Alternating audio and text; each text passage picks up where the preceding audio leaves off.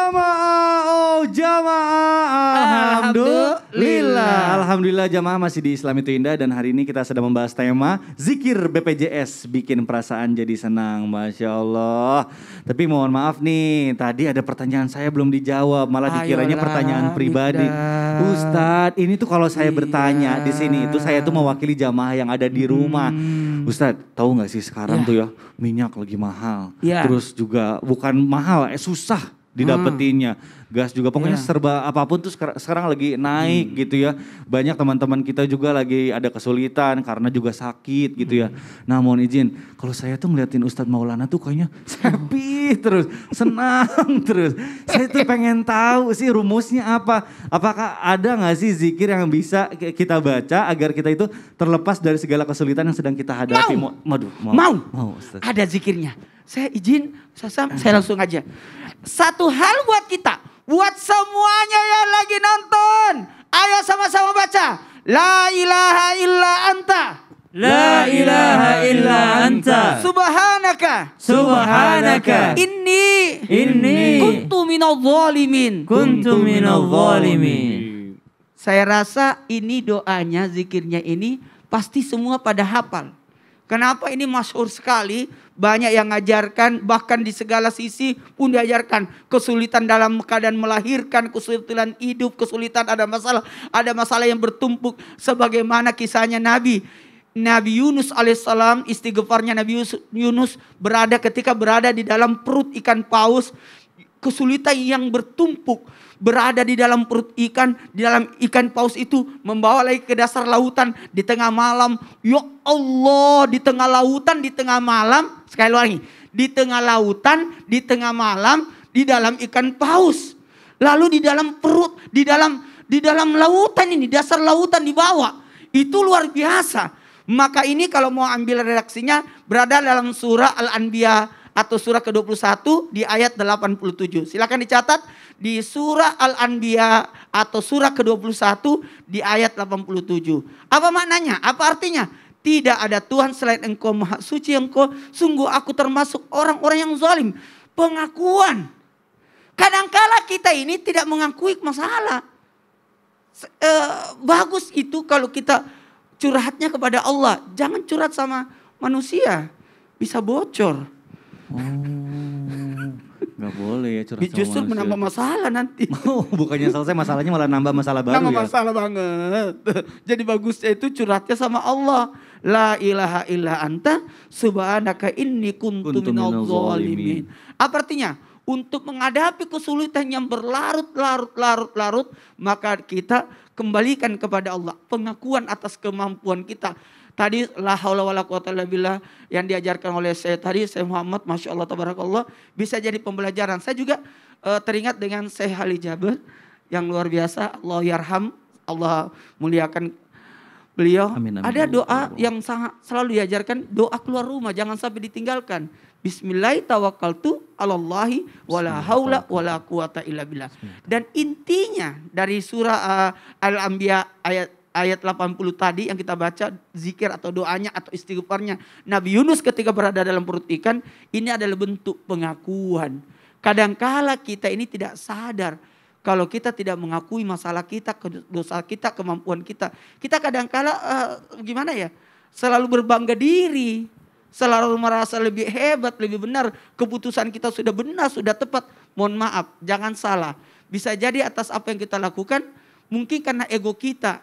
Makanya ketika Nabi Yunus alaihissalam dalam satu riwayat disebutkan meninggalkan kaumnya yang dalam keadaan tidak mau bertobat, tidak mau sadar. Jadi pergi ke pinggir laut, berpikir gimana itu umatku tidak mau sadar. Kemudian ternyata tanpa beliau sadari karena duduknya di atas perahu. Dan perahu itu berjalan di tengah lautan, baru sadar. Ternyata umatnya lagi mencari nabinya, sudah sadar. Mana nabiku, kami mau sadar. Ternyata baru sadar. Dan dibacalah la ilaha anta subhanaka inni kuntu minadh zalimin. La ilaha illa anta subhanaka inni kuntu minadh zalimin. Ya Allah. Luar biasa, ternyata ada makna yang sangat begitu berarti di balik zikir yang biasa kita baca, Masya Allah. Nah ini bicara soal kesulitan di dalam kehidupan ini, saya mohon izin, Afwan, saya ingin bertanya, kita sudah dilanda pandemi ini hampir 2 tahun. banyak juga jamaah yang kehilangan pekerjaan, kesulitan dalam mencari mata pencarian meskipun terus selalu berikhtiar. Tapi kadang ya namanya manusia gitu ya, rasa putus asa selalu menghampiri. Syekh mohon izin, apakah ada zikir yang dapat memudahkan kita untuk bisa mencari atau diberikan kelancaran oleh Allah dalam mencari mata pencarian atau rezeki? Mohon izin penjelasannya, Syekh, silakan. بعد إذنكم أستاذ شام أستاذ مولانا مقداد بارك الله فيكم. الحمد لله والصلاة والسلام على رسول الله وبعد. Setiap orang di antara kita manusia pasti mencari kebutuhan sehari-hari ya, pencarian. Apalagi saat kita mengalami kesulitan ya, ekonomi di masa pandemi ini. Ada hal penting sekali. Jangan ada yang bilang, kok diajarin zikir doa terus, saya sudah lama berdoa, saya sudah lama berzikir, tapi belum ada, belum berhasil. Ini salah besar ini. Nabi SAW bersabda, yustajabu li ahadikum ma lam ya'jal. Allah menerima doa kalian selama kalian tidak keburu. Ya'jal. Sahabat bertanya, ya Rasulullah, wa mal isti'jal? Maksudnya apa isti'jal? Nabi SAW menjelaskan, قال يقول دعوت فلم يستجب لي. Dia berkata, saya berdoa tetapi tidak pernah Allah terima. Itu salah. Nabi SAW bersabda dalam hadis sahih. Bayangkan saudara, kalau mau baca zikir, mau baca doa, harusnya ada 3 hal. Harusnya ada 3 hal penting sekali. Yang pertama, baca zikir melalui lidah, lisan. Itu tidak cukup. Kalau baca zikir saja tidak cukup. Yang kedua, lebih baik mengerti maknanya. Agar bisa menghayati, mentadabburi apa yang kita minta kepada Allah Subhanahu wa taala. Karena itu banyak jemaah yang bertanya, apakah wajib saya baca doa dengan bahasa Arab yang saya tidak mengerti maknanya, atau saya baca doa yang saya faham mengerti maknanya? Lebih baik baca doa yang mengerti maknanya. Yang ketiga, saya ulangi lagi. Yang pertama baca doa melalui lisan. Yang kedua mengerti maknanya. Yang ketiga dengan iman dan yakin dalam hati. Artinya apa? Artinya jangan coba dengan Allah. Saya coba, saya berdoa, tetapi tidak pernah. Jangan coba dengan Allah. Nabi SAW bersabda, Udu'u wa antum muqinuna bil ijabah. Doalah kepada Allah dengan iman dan yakin. Saya kasih zikir singkat. Jangan tinggalkan. Yakin dengan zikir ini Allah Subhanahu wa taala menerima, Allah kabulkan hajat kita, Allah memudahkan segala urusan kita. Istighfar. Astaghfirullah. Sudah hafal? Pasti kan? Udah hafal? Udah mau dicatat. Astaghfirullah. Astaghfirullah. Astaghfirullah. Istighfar banyak macam. Boleh baca istighfar apa saja. Kalau mau baca singkat, ribuan kali setiap hari, baca istighfar. Astaghfirullah, astaghfirullah, astaghfirullah, astaghfirullah, astaghfirullah. Karena Nabi SAW bersabda dalam hadis, قال من لزم الاستغفار. Barang siapa yang terus baca istighfar, di rumah, dalam berjalan, naik mobil, di motor, di mana-mana, istighfar terus, baca istighfar. Ja'alallahu lahu min kulli hammin faraja. Nabi SAW bersabda, man lazima al-istighfar, ja'alallahu lahu min kulli hammin faraja, wa min kulli dhiqin makhraja, wa yarzuqhu min haythu la yahtasib. Nabi SAW bersabda, barang siapa yang terus membaca istighfar, Allah memberikan solusi yang terbaik dari segala masalah yang dia hadapi, dan Allah memberikan rizki dari jalan yang tidak terduga. Masya Allah. Yakin, melalui istighfar Allah memudahkan segala urusan kita. Amin. Boleh nambah satu lagi? Boleh tentu. Syekh. Doa yang tadi diajarin Ustaz Maulana jangan tinggalkan. La ilaha illa anta subhanaka inni kuntu minal zalimin. Kalau bisa, sebelum memohon kepada Allah Subhanahu wa taala, baca doa ini. La ilaha illa anta subhanaka inni kuntu minal zalimin. La ilaha illa anta subhanaka inni kuntu minal zalimin. La ilaha illa anta subhanaka inni kuntu minal zalimin. baru minta hajatnya. Kenapa? Karena dalam hadis Nabi SAW bersabda, sebab doa kita diijabah oleh Allah, baca zikir la ilaha illa anta subhanaka inni kuntu minadh dhalimin. Barakallahu fikum. Masya Allah, terima kasih Syekh, luar biasa ilmunya itu. Mungkin kita sering membacanya tapi mungkin kita tidak tahu maknanya. Mungkin sekarang kita harus benar-benar memaknai ya apa yang kita ucapkan, Masya Allah. Nah selanjutnya kita akan masih melanjutkan pembahasan kita hari ini. Selanjutnya saya mau ke Ustadz Syam. Ustadz Syam, mohon izin saya selalu diingatkan nih sama guru-guru kita di Islam itu Indah. Alhamdulillah nih selalu diingatkan supaya saya tuh berbuat rendah hati, jangan sombong, karena itu adalah salah satu sifat yang selalu diajarkan oleh Rasulullah SAW. Sehingga insya Allah itu tuh bisa menenteramkan hati kita, juga menenteramkan bagi lingkungan sekitar. Tapi mohon maaf nih, kadang ya namanya manusia ya, kadang suka ngeliat gitu di sosial media zaman sekarang, banyak orang udah punya segala macam gitu. Nah saya tuh pengen supaya saya tuh selalu rendah hati gitu. Apakah ada gak sih Ustaz zikir yang bisa kita baca agar selalu memiliki sifat rendah hati dan tidak ria kepada orang lain? Mohon penjelasannya guru, silakan. Bismillahirrahmanirrahim. Tabi kembali guruku Syekh Muhammad Ustaz Maulana Mas Mikdad serta guru-guru kami yang dimuliakan Allah Subhanahu wa taala. Ba'dan aqul a'udzu billahi minasyaitonir rajim. وعباد الرحمن الذين يمشون على الأرض هونا وإذا خاطبهم الجاهلون قالوا سلاما والذين يبيتون لربهم سجدا وقياما. Kita masih dalam waktu yang dekat dengan momen peringatan Isra wal Mi'raj, di mana Nabi SAW diberikan tawaran, apakah engkau ingin menjadi nabi sekaligus raja seperti Nabi Daud, Nabi Sulaiman, nabi sekaligus raja, atau engkau menginginkan menjadi seorang nabi sekaligus hamba. Maka Nabi SAW saya memilih menjadi nabi sekaligus abdun, sekaligus hamba. Maka subhanallah, ternyata predikat hamba ini adalah predikat yang istimewa. Karena Allah katakan subhanalladzi asra bi'abdihi. Allah menyebutkan hamba yang diperjalankan oleh Allah Subhanahu wa taala.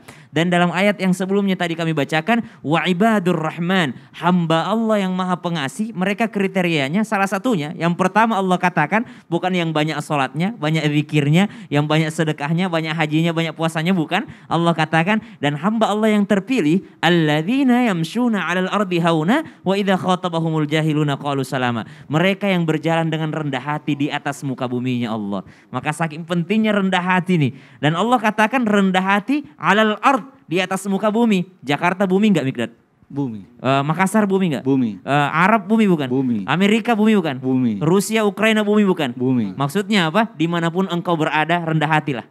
Karena ada orang kalau lagi di kampungnya orang lain dia rendah hati karena takut. Tapi kalau lagi di kampung sendiri, wah lu anak mana lu? Gua asli sini nih gue nih. Jadi rendah hati kalau di kampung orang, di bumi orang, tapi di kampung sendiri biasanya tidak rendah hati lagi. Akamsi anak kampung sini ya. Akamsi. Ngerasa orang lama. Ya.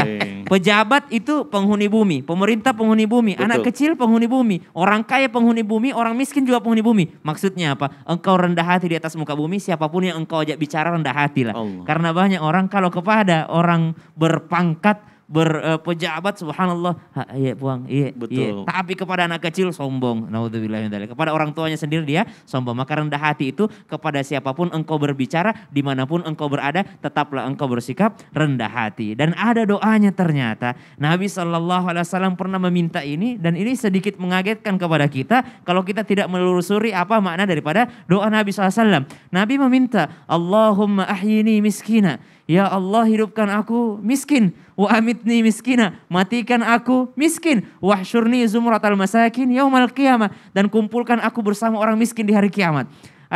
Satu maknanya, ternyata kebanyakan penduduk penghuni surga itu memang orang miskin. Orang miskin yang sabar akan kemiskinannya. Kalau kita mau memaknai secara zahir doa Nabi bahwa yang diminta betul-betul miskin. Tapi nampaknya banyak yang sedikit bertolak belakang dengan prinsip-prinsip umat Islam. Bukan berarti Nabi menyuruh kita hidup dalam keadaan miskin, tidak. Tapi ternyata miskina di sini menurut para ulama yakni ya Allah hidupkan aku dalam keadaan tawadhu, rendah hati.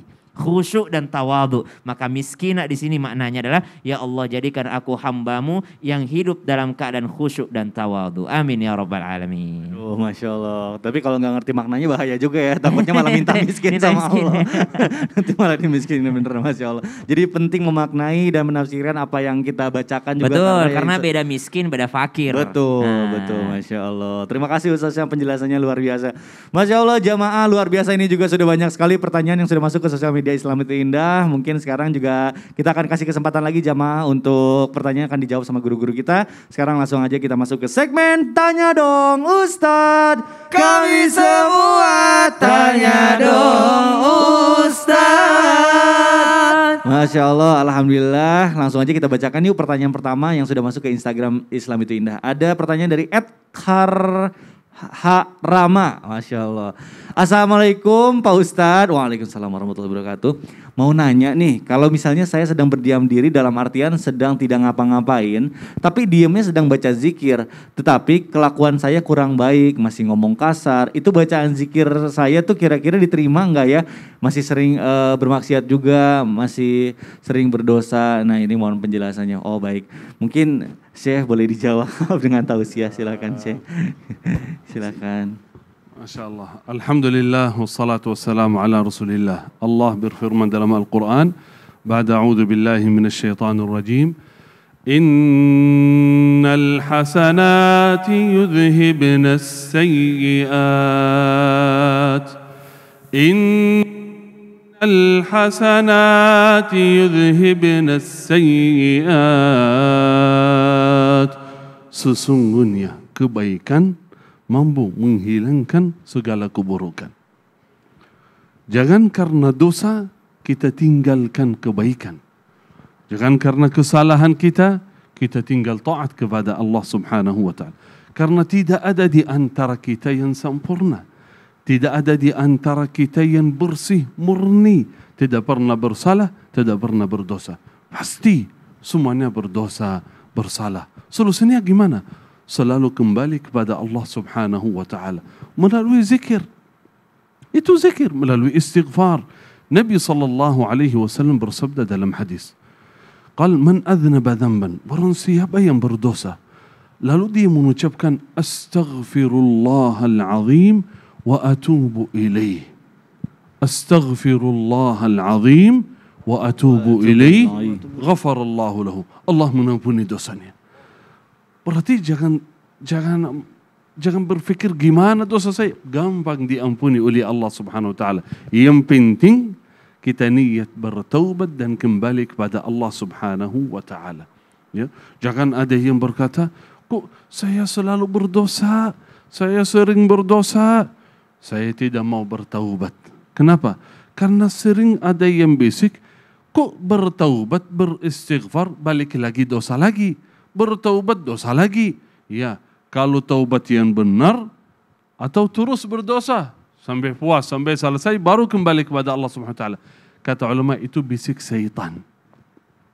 Qal la yaghlibuka asyaitanu marratain.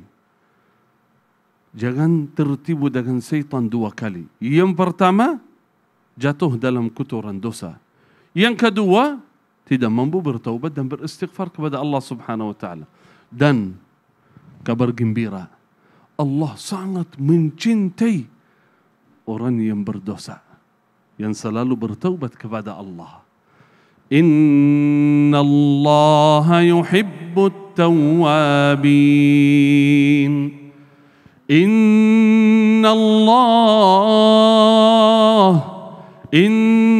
Allah yuhibbut tawwabin wa yuhibbul mutatahhirin. Sesungguhnya Allah sangat mencintai seorang yang selalu bertaubat. Siapa yang selalu bertaubat? Yang selalu berdosa, yang bersalah, dia yang selalu bertaubat. Setiap kali berdosa, setiap kali bersalah, dia kembali dan bertaubat kepada Allah Subhanahu wa taala. Itulah hamba yang dicintai oleh Allah Subhanahu wa taala. Berarti jangan putus asa. Jangan putus asa. Jangan merasa saya tidak baik. Sangat baik selama kembali kepada Allah Subhanahu wa taala. Karena itu selalu beristighfar. Astaghfirullah, astaghfirullah, astaghfirullah wa atubu ilaih. Setiap hari kita bertaubat dan kembali kepada Allah, dan yakin doa kita, salat kita, zikir kita, semua dikabulkan, diterima oleh Allah Subhanahu wa taala. Semoga Allah menerima taubat kami semua. Amin, amin ya Allah ya Rabbal Alamin. Masya Allah, luar biasa. Maha suci Allah, maha pengampun ya atas dosa-dosa hambanya. Maka dari itu juga kita jangan patah semangat. Kita harus selalu semangat kalau misalnya kita ada niat untuk bertobat. Masya Allah. Baik jamaah, insya Allah nanti setelah ini kita akan memberikan lagi kesempatan untuk jamaah yang insya Allah pertanyaan akan dijawab sama guru-guru kita. Jadi jangan kemana-mana, tetap di Islam itu Indah. Jamaah, oh jamaah, alhamdulillah. Subhan